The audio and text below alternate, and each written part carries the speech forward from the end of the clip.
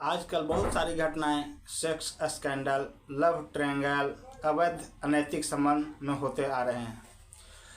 इसमें दो घर आपस में थोड़ा सा न समझ के कारण बर्बाद हो जाता है। आप लोग अक्सर देखते होंगे ऐसे घटनाओं को।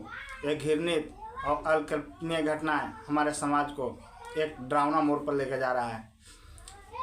उत्तर प्रदेश के मैनपुरी जिले के बिछुआ थाना क्षेत्र में ऐसा ही एक मामला सामने आया।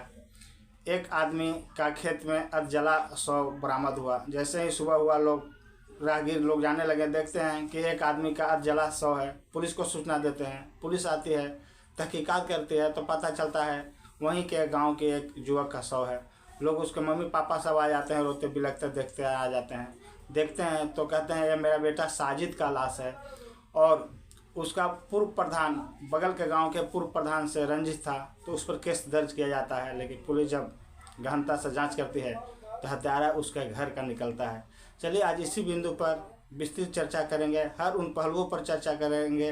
कैसे हुआ उसका मर्डर, क्यों हुआ, घर वाले ही कैसे उसका मर्डर कर सकते हैं, इन सारी बिंदुओं पर विस्तृत से चर्चा करें। दोस्तों, मेरे चैनल को सब्सक्राइब किया कीजिए ताकि मैं आने वाला समय में और भी ताज़ा एवं रोचक, जागरूक होने वाली सत्य घटनाओं पर आधारित जानकारी आपको लेकर आऊं और आप उससे सीखें, प्रेरित हों। दोस्तों, मैं परशुराम सिंह और आप देखना शुरू कर चुके हैं सच का प्रहरी। तो चलिए मैं उस कहानी को चलता हूं। 16-17 की दरमियानी रात एक घटना घटती है। बिछुआ थाना क्षेत्र में एक घटना घटती है। सुबह जब लोग उठते हैं तो देखते हैं खेत में एक युवक का जला शव पड़ा हुआ है, जैसा मैं आपको कहानी के शुरुआत में बताया। पुलिस आती है, तहकीकात करती है तो पता चलता है कि उसी गांव के एक साजिद है, उसका लाश है। उसके घर में कोहराम बच जाता है, सब रोने लगते हैं, पटकाने लगते हैं, चिल्लाने लगते हैं, पूरा भीड़ जमा हो जाता है। फिर पुलिस वहां पर उस शव का पंचनामा करती है, फोरेंसिक विभाग को बुलाती है और इलेक्ट्रॉनिक मीडिया सर्विलांस के जरिए उस केस को तहकीकात करने में जुट जाती है। शव को पंचनामा करके पोस्टमार्टम के लिए भेज देती है। जब वो गहनता से जांच कर रही थी तो इसी बीच में उस पति पत्नी का मोबाइल भी का नंबर भी ले लेती है पुलिस, जो साजिद मर गया उसका और पत्नी का। जब नंबर की गहन जांच होती है तो पता चलता है, पहले तो केस को जब वो मर जाता है तो जल जाता है, तो उसका पहले से एक रंजिश था, भोला यादव, बगल का गांव है। मैनपुरी डिस्ट्रिक्ट के भोगांव थाना क्षेत्र में परतापुर एक जगह पड़ता है। वहाँ पूर्व मुखिया, दबंग मुखिया था भोला यादव, उस पर डाउट जाता है। लोग उसका नाम लेकर पुलिस के सामने केस करते हैं। पुलिस FIR कर लेता है और तहकीकात में जुट जाता है। तो जब उन पति पत्नी का नंबर लेकर और सर्विलांस पर डालता है, CRD निकालता है, तो पता चलता है कि पत्नी का गांव के ही एक युवक के साथ अनैतिक संबंध था और घंटों फोन पर बात करती थी। पुलिस को सुराग मिलना अहम था, कारण कि शक का सुई घर वाले को और गांव वाले को पूर्व से रंजिश चल रहे दूसरे लोग पर जा रहे थे। उसके तहकीकात करना था, सच्चे अपराधी तक पहुंचना था। पुलिस उस दूसरे नंबर को पड़ताल करता है, उस आदमी को पहचान करता है जिससे उस लेडीज मृतक की पत्नी के बातचीत होता था। तो मृतक के पड़ोसी एक सुमित नाम के लड़का था और इलेक्ट्रिक का कुछ काम करता था। तो अक्सर उसके घर में, मृतक के घर में वो आया जाया करता था, कभी टीवी बनाने, कभी कुछ बल्ब वगैरह कुछ खराबी हो जाता था तो उसके लिए घर में कुछ भी ज़रूरत रहता था तो उसको उसकी पत्नी बुला लेती थी। पत्नी का नाम, मृतक के पत्नी का नाम आमना थी। वो बुला लेती थी, सुमित को बुला लेती थी, उससे अपने घर का काम करवाती थी। चूँकि जो साजिद था वो गांव से बाहर रहता था, प्रदेश में रहता था। उसके पापा मम्मी गांव में रहते थे, लेकिन वो प्रदेश में रहकर कुछ काम करता था, रोजी रोटी का अपना जुगाड़ करता था, तो कभी कभी गांव में आता था। इस बीच में सुमित और आमना का प्रेम प्रसंग बढ़ जाता है। दोस्तों, इस कहानी में आगे जाने से पहले मैं आपको उस ओर लेके चलता हूँ कहानी पर जहाँ पर भोला यादव के और शक का सुई जा रहा था। तो दोस्तों, आज से 2 साल पीछे हम लोग को जाना पड़ेगा। 2 साल पहले जब वो मृतक की पत्नी अपने मायके में थी, वो भोगांव थाना क्षेत्र में पड़ता था उसका मैनपुरी के भोगांव थाना क्षेत्र में। तो वहाँ एक दबंग मुखिया रहता था, भोला यादव नाम था उसका।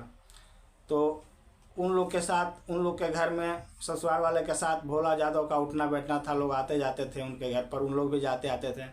तो मृतक की जो पत्नी थी, साजिद की पत्नी थी, अच्छा बिरयानी बनाती थी। तो भोला यादव ने डिमांड कर दिया कि आपके घर पर जो बच्ची है वो बहुत अच्छा बिरयानी बनाते हैं, आज होली का दिन है, उसको भेज दीजिए, हमारे घर पर बना के चल जाएगी, जो भी खर्चा वगैरह होगा मैं दे दूँगा। वो अक्सर उन लोग जाके दूसरे के घरों में खाना बनाते थे। खाना बनाने का मतलब उनके पास चिकन बिरयानी वगैरह, मटन वगैरह बनाने का वैसा था उनके पास कला, जाके बनाते थे और कुछ पैसा भी मिल जाता था उनको ज़रूरत के लिए। तो ऐसा वो काम उन लोग पहले से करते थे। उस दिन भी यही हुआ, करीब ये 2022 की कहानी है। वो मटन बनाने गई, बिरयानी बनाने गई। तो उसके बाद वहाँ पर जो और लोग थे, भोला यादव प्लस उनके दोस्त लोग थे, उनके मन में पाप जगता है। उस लेडीज़ के साथ, यानी मृतक की पत्नी के साथ जोर ज़बरदस्ती करने लगते हैं, सेक्सुअल हरास करने लगते हैं।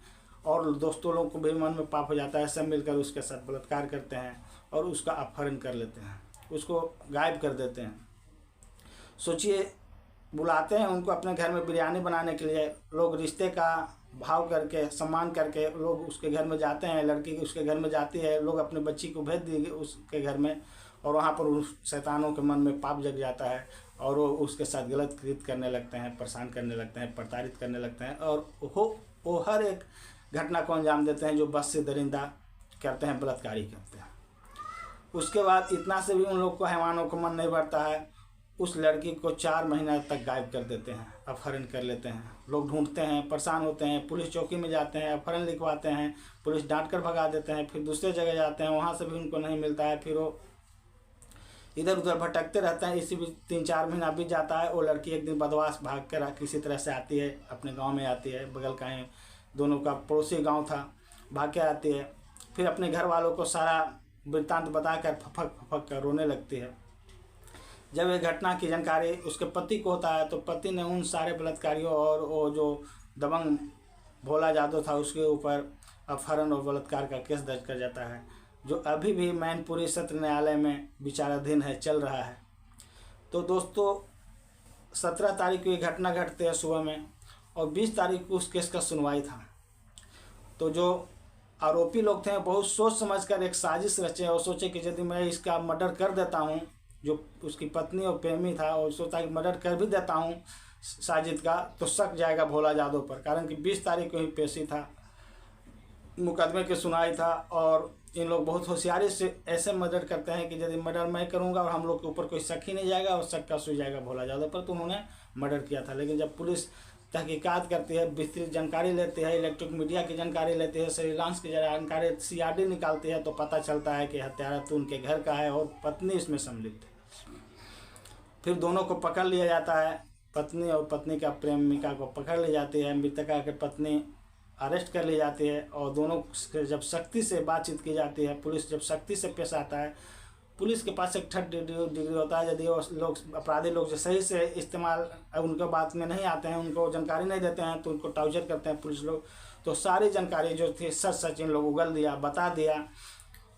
तो एक यही कहानी सामने आई कि इन लोग में प्रगाढ़ता, प्रेम की प्रगाढ़ता इतनी बढ़ गई थी कि इस बीच में पति ही रोड़ा नजर आने लगा। एक बार पति को इसका भनक लग जाता है, हमारी पत्नी को गलत लोगों से संपर्क है, उसको डांटता है, फटकारता है, और लास्ट में दोनों मिलकर एक अच्छा अवसर की तलाश करते हैं। और यह अवसर आ जाता है जब 20 तारीख को भोला यादव का पेशी था, तो सोचा आज इन लोगों को मर्डर कर दूंगा, इसका मर्डर कर दूंगा, तो एक केस भोला यादव के ऊपर जाएगा, हम लोग बच जाएंगे। तो उस रात में, 16 तारीख के रात में, इन लोग उसको चाय में, खाना में जहर मिला कर देते हैं ताकि वो बेहोश हो जाए। बेहोशी का दवा मिला कर देते हैं, वो बेहोश हो जाता है, अर्धमूर्छित हो जाता है।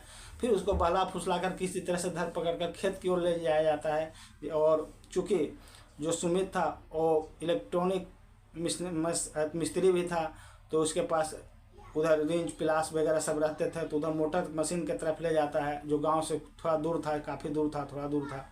और वहाँ पर जाकर उसके सर पर वार कर देता है, और वहीं पर पड़े जो चावल धान का पुआल वगैरह रहता है उसको डालकर, और पेट्रोल वगैरह डालकर, डीजल वगैरह डालकर, ज्वलनशील पदार्थ डालकर उसको आग लगा देता है और उसको जला दिया जाता है।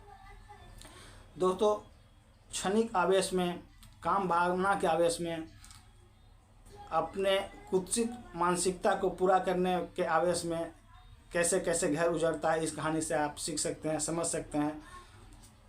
आज दोनों जेल में हैं, दोनों का परिवार बिखर गया है, और एक जो अपराध नहीं किया था वो पुलिस के द्वारा सही से जांच करने के बाद वो बच जाता है, और जो दोषी हैं वो आज जेल में हैं।